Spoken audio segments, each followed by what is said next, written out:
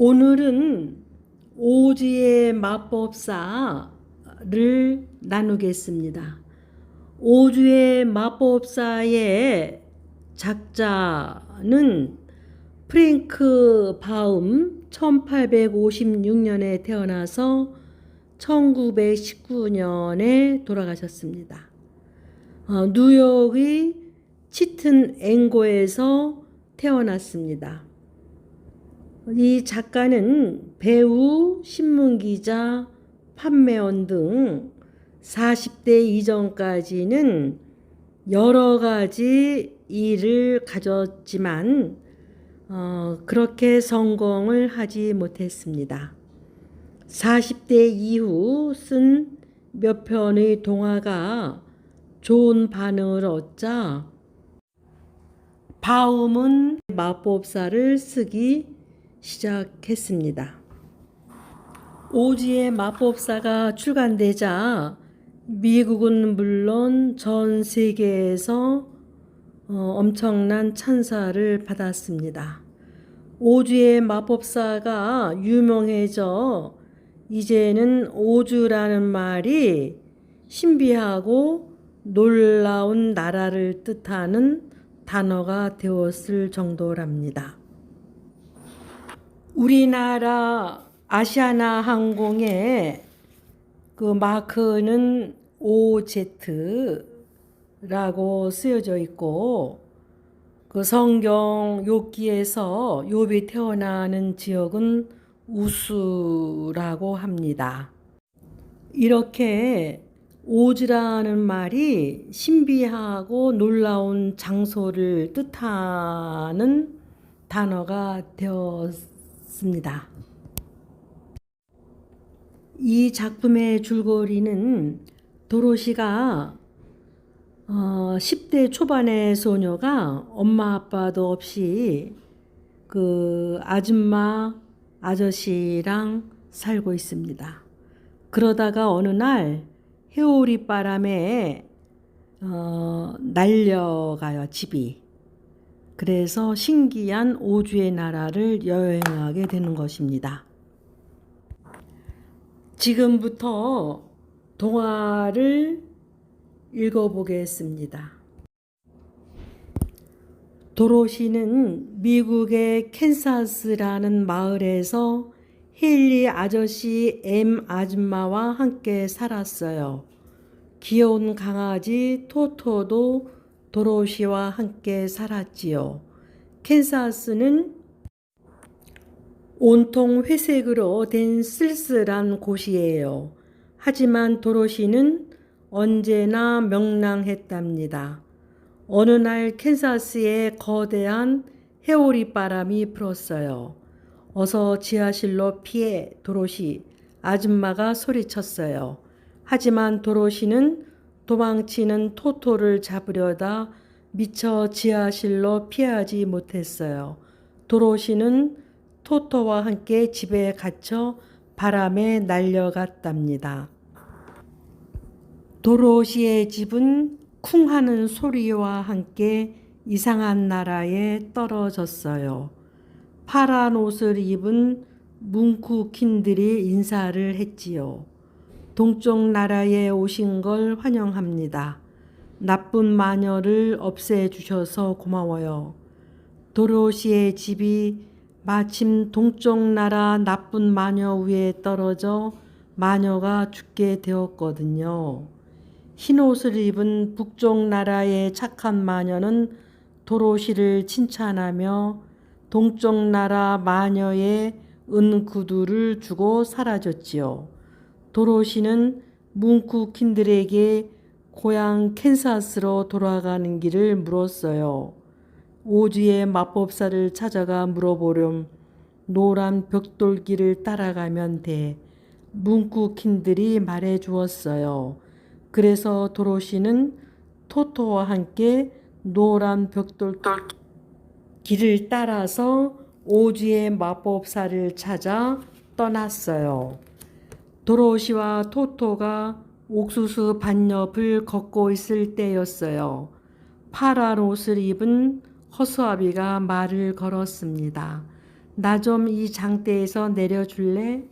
도로시는 신기해하며 허수아비를 장대에서 내려주었어요. 넌 누구야? 어디로 가니? 허수아비가 사람처럼 공중공중 움직이며 물었어요. 난 도로시야. 오주의 마법사를 만나러 에메랄드 시로 가는 길이지. 오주는 못하는 게 없대. 도로시의 말을 듣자 허수아비가 말했어요. 나도 같이 가자. 내 머릿속은 지푸라기뿐이야. 난 생각할 수 있는 진짜 머리를 갖고 싶어. 허수아비는 도로시와 함께 에메랄드 시로 가기로 했어요. 깊은 숲속을 지나는데 이상한 신음소리가 들려왔어요. 온몸이 양철로 만들어진 나무꾼이 내는 소리였지요. 소나기를 맞아 녹이 슬어 몸이 굳은 지 1년이나 됐어. 내 몸에 기름을 좀 쳐줄래? 도로시는 양철 나무꾼의 부탁을 들어주었어요. 기름을 치자 양철 나무꾼은 금세 자유롭게 움직였지요. 양철 나무꾼은 원래 사람이었는데 동쪽 나라 나쁜 마녀 때문에 진짜 몸을 잃어버리고 양철 나무꾼이 되었대요. 양철 나무꾼은 잃어버린 몸 중에 심장이 제일 아까웠어요. 심장이 없어서 사랑도 할 수 없다고 생각했거든요. 그래, 너도 오주의 마법사에게 가자. 도로시는 양철 나무꾼에게도 에메랄드 시로 함께 가자고 했어요. 도로시의 친구들은 더 깊고 어두운 숲속으로 들어갔습니다. 으르렁, 갑자기 사자가 나타나 허수아비와 양철 나무꾼을 쓰러뜨렸어요. 그런데 강아지 토토는 무섭지도 않은지 컹컹 짖어댔지요. 사자가 또 으르렁거리며 토토를 물리고 할 때였어요. 도로시가 사자의 콧등을 매섭게 때리며 말했습니다. 덩치 큰 사자가 왜 조그만 강아지를 못살게 구냐? 그러자 사자가 꼬리로 눈물을 훔치며 훌쩍훌쩍 우는 거예요. 사실 사자는 마음 약한 겁쟁이였지요. 사자가 그렇게 겁이 많아 어떻게 하니? 도로시는 사자에게 오주의 마법사 이야기를 들려주었어요. 사자도 용기를 얻기 위해 에메랄드 시로 가기로 했답니다. 도로시의 친구들은 노란 벽돌길을 찾아 계속 걷다가 붉은색 양귀비 꽃밭에 도착했어요. 양귀비 꽃 향기를 오래 맡으면 잠이 들어 영영 못 깨어나 허수아비는 사자에게 어서 달아나라고 했어요. 잠이 든 도로시와 토토를 허수아비와 양철 나무꾼이 꽃밭 밖으로 데리고 나갔습니다. 하지만 사자는 미처 빠져나가지 못하고 꽃밭가에 쓰러졌어요. 도로시와 친구 나무 수레를 만들었어요. 들쥐들의 도움을 받아 사자를 수레에 태워 끌고 왔지요. 도로시와 친구들은 드디어 초록색 에메랄드 시에 도착했어요. 에메랄드 시에서는 모두 초록색 안경을 써야 했답니다. 도로시가 먼저 마법사 오즈를 찾아갔어요. 내가 위대하고 무서운 마법사 오즈다. 소원이 무엇이냐? 거대한 얼굴로 나타난 마법사 오즈가 물었습니다. 도로시는 캔사스로 보내달라고 말했어요. 오즈는 서쪽 나라 나쁜 마녀를 먼저 없애야만 소원을 들어주겠다고 약속했지요. 허수아비가 찾아갔을 때 오즈는 예쁜 여자의 모습이었어요. 내가 오즈다. 내가 바라는 것은 무엇이지? 전 생각할 수 있는 진짜 머리를 갖고 싶어요. 양철 나무꾼에게 나타난 오주는 코뿔소처럼 생긴 괴물이었어요. 양철 나무꾼이 말했어요. 전 사랑을 할 수 있는 심장을 원해요. 사자는 불타고 있는 공의 모습으로 나타난 오즈에게 소원을 빌었지요. 저에게 용기를 주세요. 하지만 오즈의 대답은 한결 같았어요. 먼저 서쪽 나라 나쁜 마녀를 없애고 오너라. 그래서 도로시와 친구들은 서쪽 나라를 향해 떠났습니다. 애꾸는 서쪽 나라 마녀는 도로시와 친구들이 찾아오는 걸 알고 화가 났어요. 이 못된 놈들 가만두지 않겠다. 서쪽 나라 마녀는 마법의 황금 모자를 쓰고 날개에 달린 원숭이들을 불러 도로시와 친구들을 잡아오라고 했어요. 원숭이들은 황금 모자 주인의 말을 꼭 들어주어야 했거든요. 도로시와 친구들은 힘이 센 원숭이들을 당해낼 수가 없었어요. 허수아비와 양철 나무꾼은 몸 다 부서져 성 밖에 버려졌답니다. 도로시와 토토 사자는 원숭이들에게 붙잡혀 마녀에게 끌려갔지요. 마녀는 사자를 우리에 가두고 도로시에게는 청소를 시켰어요. 어느 날 도로시가 서쪽 나라에 사는 윙키들과 청소를 하는데 마녀가 나타났어요. 마녀는 도로시의 은구두를 빼앗으려고 다리를 걸어 넘어뜨렸지요. 그 바람에 도로시의 은구두 한 짝이 벗겨졌어요. 마녀는 얼른 은구두 한 짝을 빼앗아 신고 나머지 한 짝도 내놓으라고 했지요. 싫어요. 이건 내 것이란 말이에요. 도로시는 화가 나서 양동이의 물을 마녀에게 쏟아 부어 버렸어요. 그러자 마녀가 비명을 지르더니 녹아 없어져 버리는 거예요. 도로시는 사자를 우리에게 풀어주고 허수아비와 양철 나무꾼을 구했어요. 도로시는 마녀의 황금 모자를 쓰고 날개에 달린 원숭이를 불러 소원을 말했어요. 날개에 달린 원숭이들은 눈 깜짝할 사이에 도로시와 친구들을 에메랄드시에 데려다 주었답니다. 만세! 마녀를 물리쳤어. 도로시와 친구들은 신나서 마법사에게 달려갔어요. 마법사는 푸근한 아저씨의 모습으로 앉아 있었지요. 마법사님, 이제 우리의 소원을 들어주세요. 사실 난 마법사가 아니란다. 도로시처럼 해오리바람에 휩쓸려 여기에 온 거야.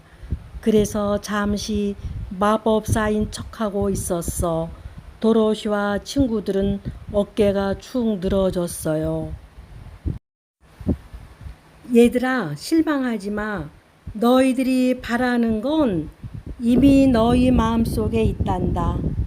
마법사가 허수아비와 양철 나무꾼 사자를 보고 말했어요. 하지만 꼭 바란다면 허수아비에게는 톱밥을 채운 똑똑한 머리를, 양철 나무꾼에게는 헝겊으로 만든 따뜻한 심장을, 그리고 사자에게는 용기를 내는 물약을 주마. 친구들은 뛸 듯이 기뻤어요. 마법사는 도로시의 소원은 들어줄 수 없었어요. 도로시, 남쪽 나라 마녀를 찾아가 부탁해 보렴. 도로시와 친구들은 남쪽 나라 마녀를 찾아갔어요. 남쪽 나라 마녀는 도로시의 소원을 듣고 고개를 끄덕였어요. 은구두가 너를 집에 보내줄 거야. 그 은구두는 어디든 데려다주는 마법 구두거든. 뒤꿈치를 3번 부딪히면서 가고 싶은 곳을 말해봐. 도로시는 정든 친구들과 작별 인사를 나누고 딱딱딱 뒤꿈치를 3번 부딪히며 말했어요. 캔자스에 우리 집으로 돌아가게 해주세요. 그 순간 도로시는 하늘 높이 붕 날아올라 아줌마 아저씨의 품으로 돌아왔지요. 도로시, 우리 도로시가 돌아왔구나. 도로시가 빙그레 웃으며 말했어요. 신기하고 멋진 오지에 다녀왔어요. 네, 여기까지입니다. 도로시가 사는 집을 떠나서 멀리 여행을 하고서 다시 집으로 돌아오는 과정입니다. 떠나기 전에 내가 머무는 집은 회색빛이고 힘든 집으로 여겨졌습니다. 그래서 집을 떠나는 과정에서 머리가 없는 허수아비, 심장이 없는 양철 나무꾼, 용기가 없는 사자를 만났지요. 함께 이 3사람하고 여행을 하면서 부족한 부분은 자신 안에 있다는 것을 깨닫습니다. 그래서 다시 집으로 돌아올 때는 도로시가 자기 집처럼 더 행복한 곳이 없다고 여기고 환경은 변하지 않았지만 바라보는 마음이 달랐기 때문에 더욱 행복하고 건강하게 도로시가 변해 있었습니다. 허수아비에게는 생각하는 머리가 없었고 양철 나무꾼에게는 사랑할 수 있는 심장이 없었고 사자는 용기가 없었습니다. 사자는 강아지를 보아도 벌벌 떨고 겉모양만 사자지 용기가 없었습니다. 이 3가지는 모든 사람들이 자기 자신한테 집중하고 연금술사처럼 자기 자신을 단련하면은 다 모든 사람들이 가지고 있을 수가 있는 것입니다. 그리하여 이 3가지를 가지게 되면 더 행복하게 세상을 살아갈 수 있다는 것을 이 작품에서는 보여줍니다. 이 3가지 머리, 심장, 용기는 누가 마법사가 주는 게 아니라 우리들 안에 다 가지고 있는 것입니다. 자기 자신에게 집중하고 자기 자신을 사랑하고 자기가 있는 장소에서 최선을 다해서 노력하면은 모든 사람들이 가지고 있을 수 있다는 것을 보여주는 작품이지요. 모자라는 것을 얻기 위해서 멀리 여행을 가거나 자기가 있는 장소를 떠나는 것이 아니라 매일같이 부단하게 일일신신 매일같이 새롭게 노력할 때 내 안에 깊이 파묻혀 있는 보물들을 캐낼 수가 있다고 이 작품은 말하고 있습니다. 자기 자신이 보물이라고, 그래서 자기 자신의 연금술사가 돼서 자기 자신을 조각하기를 이 책에서는 보여주고 있습니다. 여러분들도 다시 한번 이 책을 읽어보시고 영화도 있습니다. 1939년에 영화로 나온 작품입니다. 1939년은 우리나라가 일제 강점기에 일제 시대를 살았던 시대입니다. 이 작품은 미국에서 아주 훌륭한 동화로 세계에서 널리 알려져 있습니다. 여러분들도 조용히 시간을 내서 책으로도 보시고 영화로도 한번 보셔서 여러분들 생활에 많이 도움이 되었으면 좋겠습니다. 네, 오늘은 여기까지입니다.